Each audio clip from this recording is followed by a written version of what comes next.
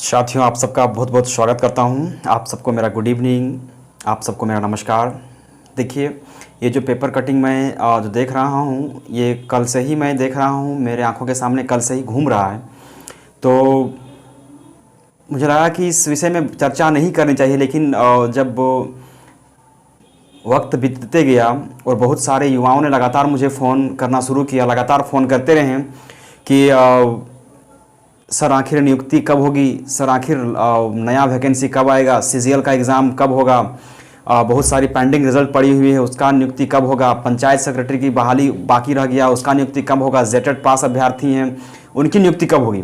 तो हर एक चीज़ों को लेकर के नियुक्ति के बारे में बातचीत चल रही है और सब लोग कोई ना कोई किसी ना किसी माध्यम से मुझसे भी कुछ ना कुछ आश उम्मीद लगा के बैठे हुए हैं। मुझे लगा था कि मैं इस पर कोई वीडियो ना बनाऊं, लेकिन अब वीडियो बनाना मैं ज़रूरी समझता हूं, क्योंकि आप देख सकते हैं साथियों, मैं ये सब को बताना ज़रूरी समझता हूं। आप देखिए, सबसे पहले यहाँ पे कुछ बहुत ही सुंदर अक्षरों में कुछ लिखा हुआ है। मैं इन अक्षरों को पहले आपको मैं पढ़ के दिखा दे रहा हूँ कि क्या लिखा हुआ है इन अक्षरों पे। देखिए, ध्यान दीजिएगा साथियों, यहाँ पे इस क्षेत्र में, इस जगह पे, ठीक है। देखिए क्या लिखा हुआ है कि नियुक्ति वर्ष में नौकरी देने में होगा विलंब। मतलब सरकार साफ और स्पष्ट शब्दों में कह दे रही है कि हम नियुक्ति नहीं कर पाएंगे, नियुक्ति करने में बहुत ही ज़्यादा विलंब होगा। ये नियुक्ति बहाली रिजल्ट्स देना भी इनके बस की बात नहीं है, नया वैकेंसी देना इनके बस की बात नहीं है, क्योंकि अभी इन्होंने जितनी बार भी, हमारे माननीय मुख्यमंत्री महोदय, थोड़ा संज्ञान में लीजिए हमारे बातों को, आप हमें इतना भी नज़रअंदाज मत कर दीजिए कि हम युवाओं के अंदर की आपके प्रति जो अभी भी कुछ थोड़ा बहुत आस और उम्मीद बची हुई है वो खत्म हो जाए, पूरी तरह से मिट जाए। इसलिए मिटने से पहले ही मैं आपको ये अनुरोध कर रहा हूं कि जो नियुक्ति वर्ष में आपने नौकरी देने में जो बात कही थी कि वर्ष 2021 नियुक्ति का वर्ष होगा, लेकिन अब आप किस मुंह से कह रहे हैं कि इस नियुक्ति वर्ष में विलंब होगा। ये जो नियुक्ति वर्ष है, इसमें आप क्या फेल दिख रहे हैं, या फिर आपका जो पूरा जो टीम है, पूरा सिस्टम है, वह चुरमुरा गया है। जो झारखंड में नियुक्ति वर्ष घोषित होने के बाद भी आखिर नियुक्तियां नहीं दी जा रही है। आइए ना बात करते हैं, बहुत सारी बातें हैं हमारे पास करने के लिए। आइए सबसे पहले देखते हैं क्या किया गया है। सबसे पहले यहां बात करते हैं कि किन किन विषयों पर चर्चा किया गया है। सबसे पहले देखिए, आपको सब कुछ समझ में आ जाएगा। यहाँ पे ऊपर आप अक्षर को देख सकते हैं, लिखा हुआ चीज को देख सकते हैं, लिखा हुआ है। इस चीज को आप गौर से ध्यान से देखिएगा।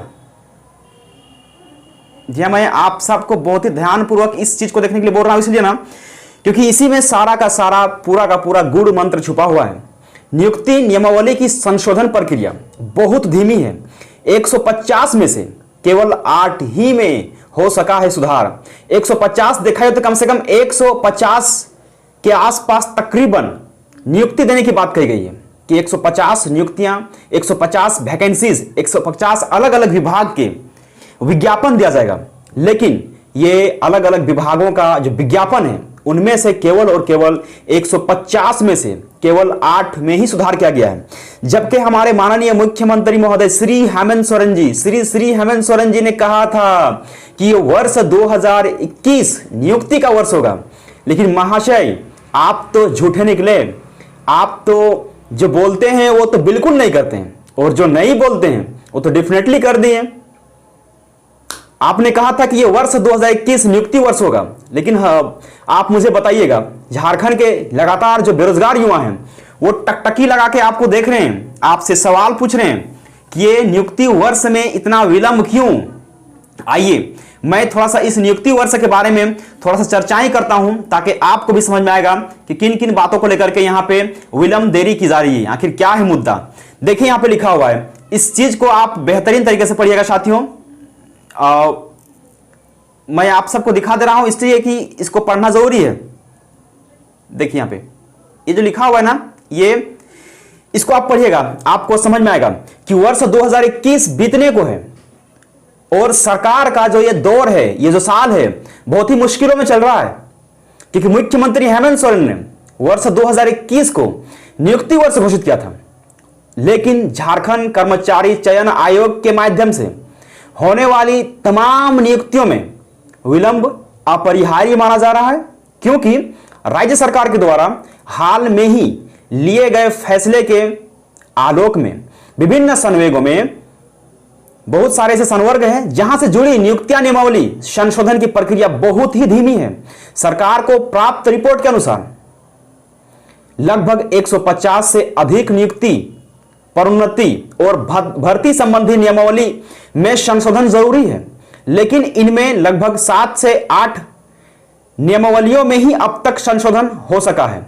राज्य सरकार ने 31 विभागों में विभिन्न संवर्गों में जुड़ी नियुक्तियां नियमावली से संबंधित संशोधन किया जाना है, लेकिन अधिकतर विभाग संशोधन के लिए कार्मिक एवं प्रशासनिक सुधार विभाग को आवश्यक प्रक्रिया पूरी करते हुए नियमावली नहीं भेज पा रहे हैं। क्यों नहीं भेज पा रहे हैं? इससे साफ जाहिर हो रहा है भाइयों कि सरकार का जो सिस्टम है, खुद सरकार की बात नहीं मान रही है। जितने भी आयोग में बैठे ब्यूरोक्रेट्स हैं, ये अधिकारी हैं, ये सरकार की तो बात खुद नहीं मान रही है। सरकार ने कहा था, माननीय मुख्यमंत्री ने खुद कहा था, अपनी इसी जुबान से कहा था, अगर मैं गलत हूं तो मेरे जुबान को पाप लगेगा, और अगर हमारे हेमंत सोरेन जी ने गलत बोला है, झूठ बोला है, तो उनके जुबान को पाप लगेगा। उन्होंने तो स्पष्ट कहा था कि मैं 1 महीने के अंदर तमाम नियुक्ति लंबित प्रक्रियाओं में, जितने भी लंबित नियुक्तियां हैं, उन सारी प्रक्रियाओं में यथाउचित जहां जिस तरह का संशोधन का जरूरत पड़ेगा वैसे संशोधन करते हुए नियुक्ति नियमावली में सुधार करते हुए अविलंब आपकी नियुक्ति कराई जाएगी। यह तो कहा हुआ उनका लगभग 4 महीना हो चुका है, और फरवरी माह में गोल्फ ग्राउंड में उन्होंने अपने इसी जुबान से उन्होंने यह घोषणा किया था कि वर्ष 2021 नियुक्ति वर्ष होगा, लेकिन अभी तक से हमारे मुख्यमंत्री साहब पूरी तरह से सुपर फ्लॉप हो चुके हैं। देखिए, बात करते हैं यहाँ पे कि अब तक इन नियमावलियों में हो सका है सुधार। कुछ जो 8 नियमावली है, बस केवल उसी में सुधार हो चुका है। आप इसको, ये जो यहां पे लिखा हुआ है, इसको आप अच्छे से पढ़ लीजिए, समझ में आ जाएगा कि किन किन 8 नियमावलियों में सुधार की गुंजाइश की गई है, किन किन 8 नियमावलियों में सुधार किया जा रहा है, बाकी नियमावलियों में आखिर सुधार क्यों नहीं। सबसे पहली बात, सबसे इंटरेस्टिंग फैक्ट यहां पे जो है ना, वो ये है कि आखिर क्यों जरूरी है नियुक्ति नियमावली में संशोधन। क्योंकि आप सबको पता है कि ये जो झारखंड सरकार जो है, ये आपसी राजनीतिक जो खेल खेलती है, ये जो आपसी राजनीतिक का जो दुष्चक्र में पड़ी हुई है, एक दूसरे के प्रति जो घृणा रखी हुई राजनीति का, उस राजनीतिक घृणा में युवाओं को बलि चढ़ा दिया जाता है। जी हां, युवा इसके शिकार बनते जा रहे हैं। वो लोग राजनीति खेलते हैं, और इस राजनीति का सबसे बड़ा जो पीड़ित वर्ग है वो युवा बन जाते हैं। क्यों? क्योंकि आप सबको पता होगा कि वर्ष 2011 में बहुत सारी जेएमएम सरकार द्वारा नियमावली बनाई गई थी, लेकिन फिर वही जब 14 में जब फिर से रघुवर दास की सरकार आती है, तो वह इनके नियमावली को बदल दे देते हैं और अपना नियमावली लाते हैं। उसमें किसी अभ्यर्थियों का अगर जीवन बर्बाद होता है तो होने दे, उससे मुझे कोई फर्क नहीं पड़ता है, लेकिन हम इस विपक्षी दल के नियम को नहीं मानेंगे। इस विपक्षी दल ने जो कानून दिया है यहां के युवाओं के लिए, हम उसे स्वीकार नहीं करेंगे। रघुवर दास ने फिर से एक नियमावली लाई, उस नियमावली को ठुकराते हुए, और मामला फिर से 11-13 का पेंच में फंसा। फिर 18 में रघुवर दास ने एक नियमावली बनाई 2018 में, जो पूर्ण रूप से संशोधित था, जिसमें 100% कह सकते हैं कि पूरी तरह से झारखंड के युवाओं को बहुत ही ज्यादा लाभ मिलने वाला था। लेकिन इस मूर्ख सरकार ने फिर से आपसी, जो उनका आपसी दुश्मनी था, उसको निभाने के लिए इस मूर्ख हेमंत सोरेन सरकार ने उस नियमावली को वापस ले लिया, यह कहते हुए कि हम लोगों ने एक नया नियमावली बनाया है। अरे भैया, नियमावली बनाए हैं तो 2 साल बीत गया है, कहां गया आपका नियमावली? जब आपने नियमावली बनाया है, जब आपने नियम को वापस लिया है, जो भी नियोजन नीति आई थी आपने उसे वापस लिया है, तो दीजिए ना। आपका सिस्टम क्या झक मार रहा है वहां पर बैठ के? सब वहां घास छीलने के लिए पहुंचे हुए हैं। जो रात दिन जो राज्य कर्मचारी चयन आयोग है, लोक सेवा आयोग है, ये जो सब वहां बैठे हुए हैं, जितने भी वहां पे संस्थान हैं, आयोग हैं, सब जो बैठे हुए हैं, मुफ्त का केवल वहां पे खाते हैं, वहीं पे पोटी करते हैं और सब कुछ वहीं पे। तो उनको कुछ काम दीजिएगा तब ना काम करेंगे। आप बोलते हो कि मैंने फरवरी माह में ही मैंने उन लोगों को सबको घोषणा कर दिया था कि जहां जहां लंबित नियुक्तियां हैं उसे पूरा करने के लिए काम दिया जाए। मेरे कर्मचारी, मेरे अधिकारी मेरा बात सुनते ही नहीं। कैसे मुख्यमंत्री हैं जो आपका अधिकारी आपका बात नहीं सुनते हैं? हद हो गया। आप या तो फिर झूठ बोल रहे हैं या तो फिर आप मुख्यमंत्री होने के बाद भी अधिकारियों के दबाव में चलते हैं। आइए ना, इतना ही नहीं, इसके बाद भी मैं आप लोगों को बहुत कुछ बताने वाला हूं, जिसे सुनने के बाद आपको सच में इस सरकार से गुस्सा लगेगा, आपको अचरज लगेगा। आइए देखते हैं।